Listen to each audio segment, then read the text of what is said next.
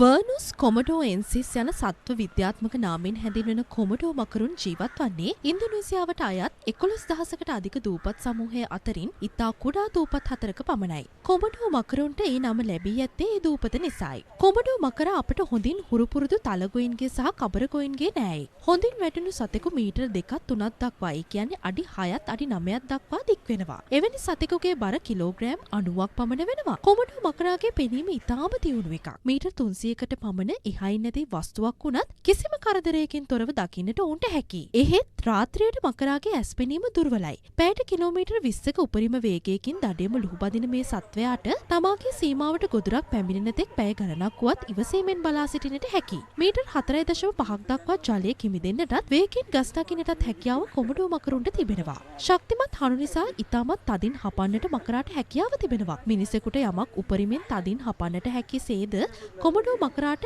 ඒ වගේ 5 ගුණයකටත් වඩා තදින් හපන්නට පුළුවන්. ගන්ධ සුවඳ හඳුනා ගැනීමට ස්වභාවයෙන්ම උරුම වූ සංවේදක කොමඩෝ මකරාට තම දඩයම සොයා ගැනීමට උපකාර කරනවා. වෙනත් උරගයින් මෙන්ම මේ සත්වයාද තම දෙකට බෙදුණු දිගු දිව ඉදිරියට යොමු කරමින් අවට පරිසරය පිළිබඳව දත්ත උකහා ගන්නවා. දිව ඉදිරියට දිගු කිරීමෙන් අනතුරුව ඒ මුඛයේ ඉහළ කොටසට යොමු කිරීමෙන් පසු විශේෂ ඉන්ද්‍රියක් මගින් දිව සමග ඇතුළට පැමිණි වායුගෝලීය අණු පිරික්සීම සිදුකොට අදාළ තොරතුරු මකරාට සම්ප්‍රේෂණය කරනවා. දිවේ වම්පසින් වැඩි තොරතුරු ප්‍රමාණයක් මේ සත්වයාට උකහා ගන්නට පුළුවන් බව තමයි කියන්නේ. කොමඩෝ මකරා තමාගේ ගොදුර මරා දමන්නට උන්ට ආවේනික සුවිශේෂී ක්‍රමයක් භාවිතා කරනවා. ගොදුර මතට එකවරම පැන තම නියපොතු ආධාරයෙන් නොවැටී සිටින අතරම තම තියුණු දැති සහිත දත් ආධාරයෙන් ගොදුර තදින් සපා සම තීරුවලට ඉරා දමනවා. යම් හේකින් මකරාගේ සපාකෑම් සහිතව සත්වයෙක් පලා ගියහොත් ඒ සත්වයා ජීවත් වන්නේ පැය 2ක කාලයක් පමණයි. මකරාගේ කේටේ විෂ සහිත බැක්ටීරියා විශේෂ 50ක් පමණ තිබෙන නිසා සපාකෑමට ලක් වූ සත්වයා ලේ විෂ වීමෙන් මියදෙනවා. තමාගේ ගොදුර තමාගෙන් බේරී පලා ගොස් වෙනත් තැනක මිය ගියද කොමඩෝ මකරාගේ සංවේදක සිරුර ඇති තැන පිළිබඳව දත්ත ලබා දෙන නිසා ඒ සිරුර කරා පැමිණ පසුව ඒවා හොඳින් බුදින්නට මකරාට පහසුව තියෙනවා.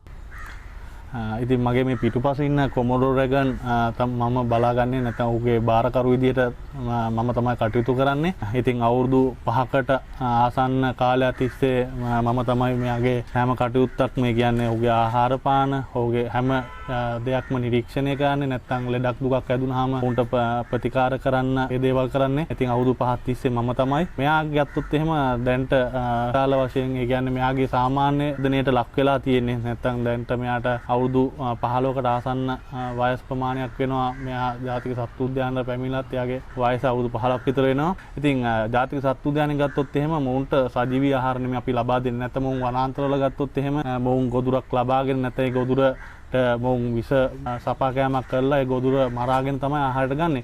නමුත් ජාතික සත්තු උද්‍යානයේ අපි මොවුන්ට ලබා දෙන්නේ හරක් මස්, ඒ වගේ තමයි එළු මස් කියන මාංශ ආහාර දෙක තමයි අපි මොවුන්ට ලබා දෙන්නේ. ඉතින් ඒක අපි සතියකට වරක් දෙකමාරක් 3ක් අතර ප්‍රමාණයක් තමයි උන්ට සතියකට අපි ඒ මාංශ වර්ග දෙක අපි ලබා දෙන්නේ. ඉතින් මෙහෙම මේ ආසන්නයේ සිටියට මොවුන් සමහර වෙලාවට ඒ කියන්නේ මොවුන්ට තරහ යාම සිදු වෙනවා. නැත්තම් මොවුන්ගේ හැසිරීම වෙනස් වීම නැත්තම් දරුණු හැසිරීම තත්ත්වයට ලක් වෙනවා.